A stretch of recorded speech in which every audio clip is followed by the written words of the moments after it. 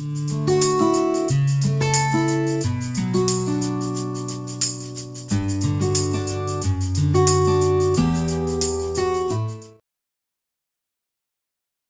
morning, students. Myself, Dr. M. Ramarao, Professor, Department of Civil Engineering.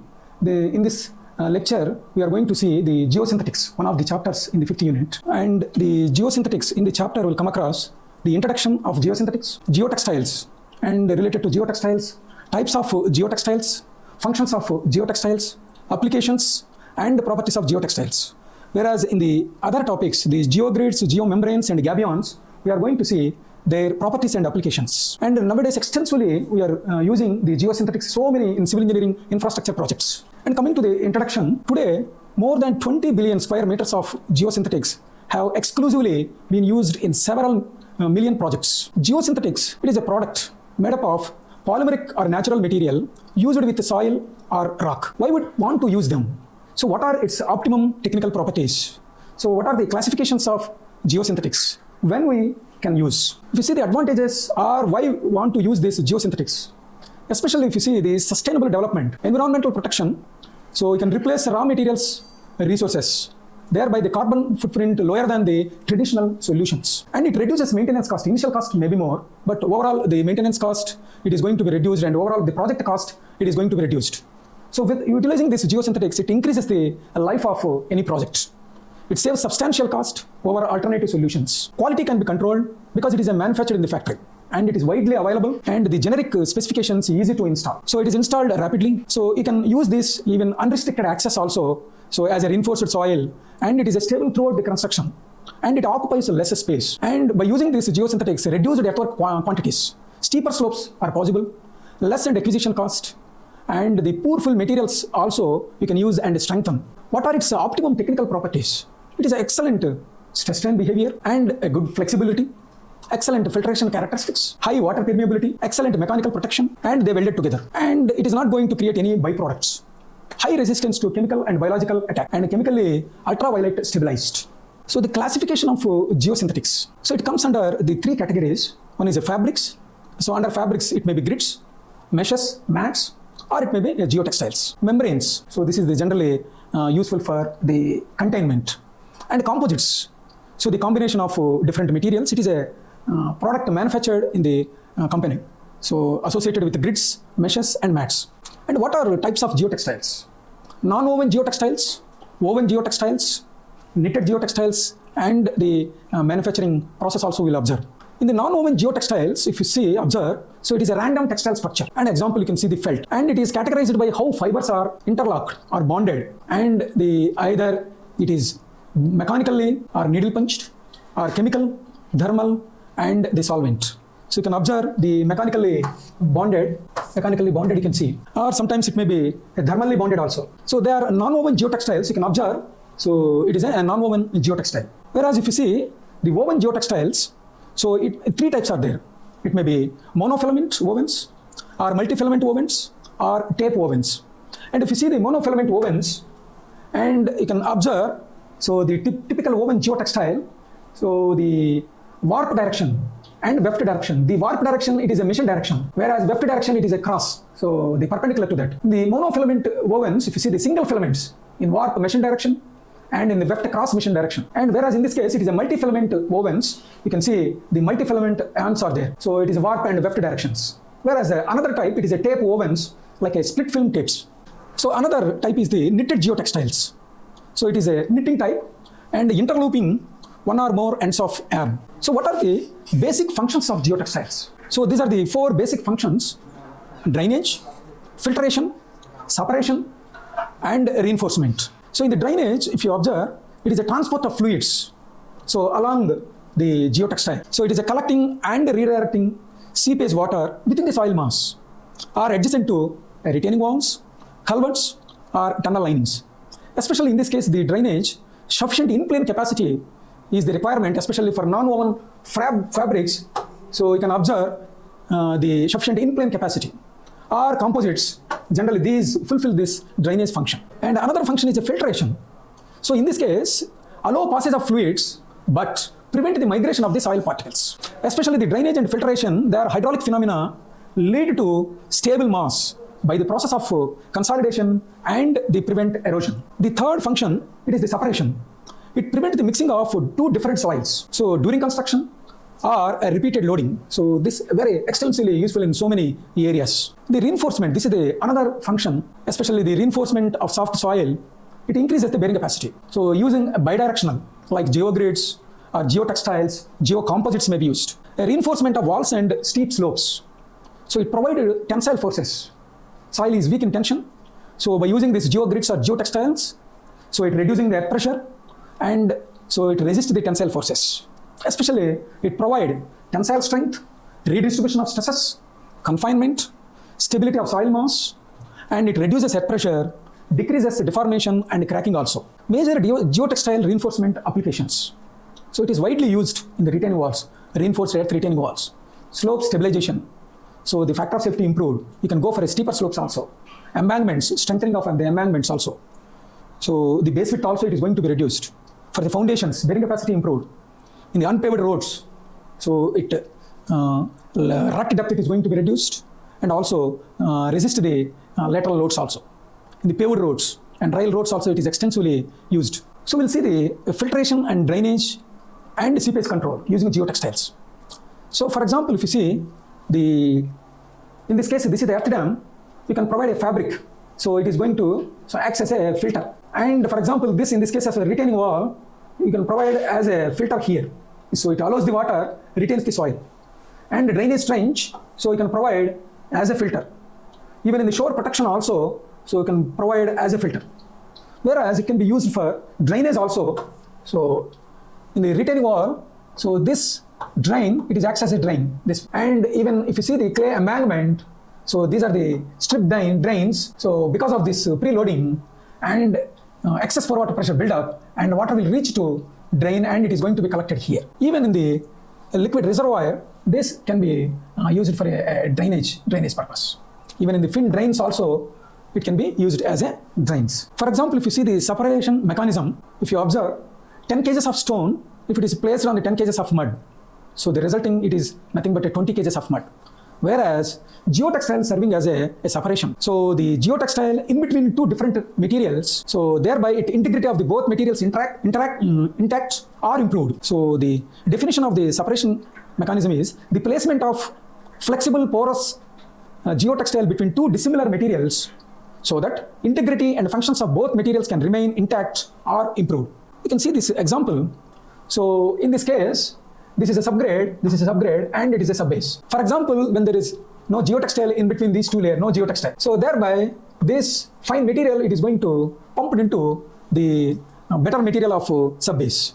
So thereby, drainage it is going to suffer. And if you provide this is a geotextile, so the excellent drainage will be there and there is no intermixing of materials. Whereas due to this loading, the subbase material, it may be penetrated into the subgrade, so thereby strength it is going to suffer. So that is why if you provide the geotextile, so in between the two dissimilar materials, so it acts as a separation, thereby so it improves the drainage and also strength it is not also going to suffer. And classification of properties of geotextiles, Corner 2005. Different the classification are there. So physical properties based on the physical properties, so mechanical properties and hydraulic properties, endurance properties, and the degradation properties. For example, if you see the physical properties, specific gravity, mass per unit area, and thickness and stiffness. Whereas mechanical properties, so observe this, the compressibility, tensile strength, seam strength, fatigue strength, burst strength, tear, impact, puncture, friction, and pull-out. Likewise, different properties comes under the different classification of the geotextiles. Depending on the project and their application, the corresponding properties we have to test in the laboratory. So coming to the geogrids and its functions and applications. The geogrids, predominantly it is useful for reinforcement. The types based on its manufacturing process and it is a stretching direction. So what are its properties and application areas? We will see. For example, if you see the properties of geogrids, they are high strength, high modulus, low creep sensitive, and aperture size. So this is the aperture size. Aperture size ranging from 10 mm to 100 mm. The primary function of the geogrids, reinforcement. And if you observe this, this is the mission direction, and the corresponding, this ribs is known as a longitudinal ribs. Whereas So the cross mission direction, these are known as a transverse ribs. Transverse ribs. So these two meet at a point. It is known as a junction, and this is known as an aperture. And geogrid properties and testing methods, especially if you see the physical properties. So density, out of plane bending stiffness, in plane torsional stiffness. Whereas mechanical properties, single rib and junction strength, wide width tensile strength, anchorage strength from soil pullout, and wall connection anchorage strength, and torsional rigidity. Whereas endurance properties, installation damage, tension creep behavior, creep rupture behavior. Whereas degradation properties, temperature effects, oxidation effects, hydrolysis, UV effects, biological, chemical, radioactive, and also stress crack resistance. Application areas predominantly in the reinforcement, as a reinforcement, in the retaining walls, in the foundations, as well as in the pavements also, we can use this. For example, you can see the retaining walls. This is the geogrid retaining wall. So, and this is the geogrid. This is the geogrid, and it is a fascia. And especially, you can use in the retaining wall construction, reinforced earth retaining wall with geogrids. And this is nothing but a drainage. This is the drainage. Gravel, generally we are using because its permeability is high. Whereas in the foundation, so if you observe here, so adequate reinforcement soil beneath the footing.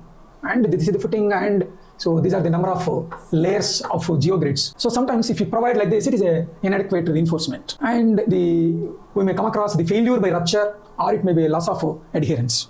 So reinforcement designed to withstand against rupture and slippage. Whereas in the pavement construction, so especially if you use unpaved roads, so without reinforcement and with reinforcement, so this is a subgrade, and this is the H1, the thickness of pavement required, and this is the aggregate without reinforcement. Whereas if you provide a geogrid reinforcement, the thickness of pavement, it is going to be reduced. So thereby, if you see based on the underlying shear strength of the soil, or it may be the CBR of the subgrade, so as the CBR of a subgrade increasing, or underlying strength increasing, and you can observe the thickness of aggregate. If you observe without reinforcement, it is more, and compared to the with reinforcement. An improvement in performance by providing the geogrid. So in unpaved roads, especially with the three mechanisms are there, increase the subgrade strength, increase the lateral stress, and especially transfer through aggregates, decrease in intensity, and also decrease in depth of rutting due to tension membrane effect. And you can see, observe, so the laying of geogrids over the level subsoil, soil subbase as a reinforcement, and later placing the aggregate, the procedure if you observe, and finally the compacted and the rolled pavement. Geomembranes, so we'll observe, so what are the introduction, properties, applications.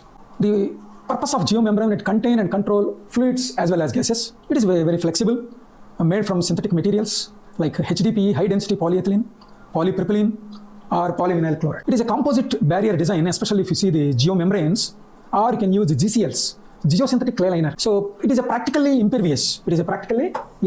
So in the installation, you can overlapping the sheets and welding them together using the techniques like heat fusion, extrusion, and chemical bonding. And especially, it is designed high resistance to puncture, tears, and UV degradation. And lifespan, it is several decades. What are the properties of geomembranes? We'll see the overview. If you see the clay permeability and its coefficient of permeability, if you see 1 into 10 power minus 9 meter per second. Whereas the geomembrane permeability coefficient, so 1 into 10 power minus 11 meters per second. Relatively, they are thin sheets and also flexible, and impervious sheets of thermoplastic polymeric material. Geomembranes in current use, HDPE and LLDPE, linear low density polyethylene, and PVC polyvinyl chloride. And physical properties, the thickness, smooth sheet, texture sheet, and asperity height is also the requirements. Density, melt index, mass per unit area, water vapor transmission, solvent vapor transmission. And you can observe the mechanical properties like their tensile behavior, tear resistance, and impact resistance, puncture resistance, interface shear, and stress cracking. And endurance properties almost similar to the geotextile, geogrids, geomembranes like ultraviolet and radioactive degradation, biological, thermal, and oxidation. And if you see the applications in so many areas like landfill liners, so number of places, so it is nothing but engineer landfill utilizing geosynthetics, especially geomembrane is required here, and along with the geomembrane, so other geosynthetic materials also required. Pond liners, and the water containment systems also, landscaping also for a decorative ponds, we are using this, especially the canal lining and canal covers also, tunnel lining, erosion control, so especially in the slopes and embankments, we are extensively using this geomembrane along with other geosynthetic materials. Gabions, so this is another geosynthetic material. So it is a wire mesh baskets filled with rock or gravel and made of a galvanized steel wire mesh, welded or woven into a rectangular or cylindrical shape with open top and bottom. And what are its properties and application areas? So it is a very excellent strength and durable, flexible, and it is a permeability, reducing the risk of erosion and flooding also. Sustainability, the natural materials, rock and gravel we are going to use, it is a cost effective, easy to install, aesthetically pleasing, natural look to gardens as well as the public places. What are application areas? Retaining walls, erosion control, bridge abutments, flood control, river and coastal protection, noise barriers, decorative landscape, especially in the gardens and public places. And this is the retaining wall with a geotextile reinforcement. So to checking the stability, and these are the steps. Internal and external stability we have to check. So this is nothing but retaining wall with geotextile. So especially in the internal stability, first we have to calculate active earth pressure. This is the active earth pressure. So acting on the retaining wall, we're supposed to calculate. Later, we select a geotextile fabric. What is its allowable tensile strength? So ultimate strength divided by, so reduction factors will be there. Based on that, we will get a allowable tensile strength. And later, the step number 3, the vertical spacing of the layers, we have to decide based on the factor of safety against breaking. So generally, we are using 1.3 to 1.5. And the next step is the length of each layer we have to observe at different elevations. So from top to bottom of the retaining wall. And especially in this case, we are going to check the pull-out resistance and its factor of safety, we are considering 1.3 to 1.5. Finally, the lap length, we are supposed to calculate L1, at least a minimum 1 meter we are supposed to provide. Once we decided number of the layers of geotextile and their length, later we have to check against that is external stability, check against factor of safety against overturning, sliding, and the bearing capacity. So the overturning, the factor of safety at least 3, and the sliding 1.5, and even bearing capacity failure 3, that is external stability. And whereas we'll see the design procedure for geogrid reinforced retaining wall. What are the typical diagrams depend on the facings and the internal stability and external stability. External stability, it is similar to the geotextile, whatever we have discussed. And if you see the different facings, in the case of geogrid retaining wall, so one, it may be a geogrid wrap around the wall. And the second one is, so wall with gabion facing, especially in the hilly regions, so natural material is there, we are going to use this, the gabion facing. Or it may be a concrete paneled face wall. This is a concrete, precast concrete panel. So this is the spacing, this is the vertical spacing SV, and this is the length of the geogrid, it is the requirement. So in this case, the first step is, you can observe the active earth pressure we are going to find. And later the step 2, so we are going to select a geogrid. So what is its allowable tensile strength based on the ultimate strength and using a reduction factors. So RFID, so RFCR and RFCBD. The RFID is nothing but installation damage, reduction factor for installation damage. RFCR, reduction factor for creep, and RFCBD, reduction factor for chemical, biological degradation. Once the T allowable is there, then we have to calculate the SV, what is the vertical spacing. In this, we are going to use coverage ratio of the geogrid. So later, after getting the SV, we have to calculate what is the L length of the geogrid required. So once length, you can use, this is the LR, and LE you have to calculate. So the combining these two, then you are going to get a total length. So the LR is the Rankin's the length, and LE is the effective length. So approximately, you can see the CI. Here you are going to come across the interaction coefficient. So the CI also we are going to use to determine the whatever the factor of safety against the pulling. So at the end, we are going to revise. So what are the topics we have covered? Especially in this unit, we had covered what are geosynthetics.